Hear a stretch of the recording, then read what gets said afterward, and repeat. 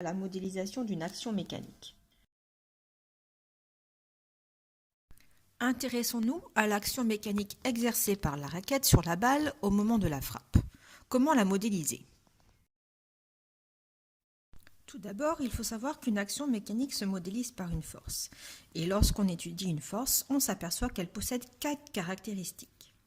Son point d'application, sa direction, son sens et sa valeur.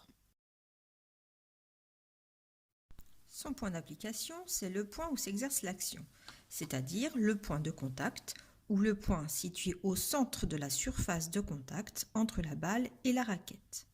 On le notera le point A. Sa direction ou droit d'action peut être horizontale, verticale ou oblique.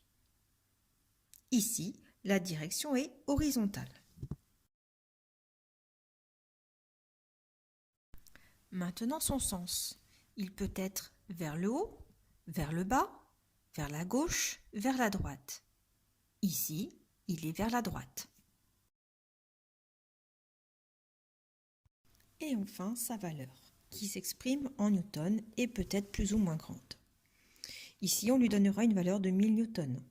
Cette valeur se note. Cela se lit. La valeur de la force exercée par la raquette sur la balle est égale à 1000 newtons.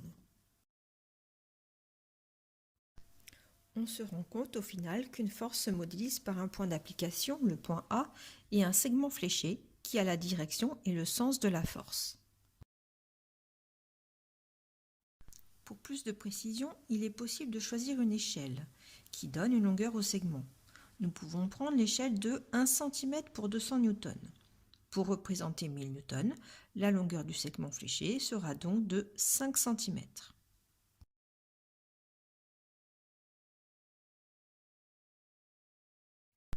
À la fin, on note la force représentée sur le schéma de la façon suivante. Une flèche est tracée sur le F pour distinguer la force de sa valeur.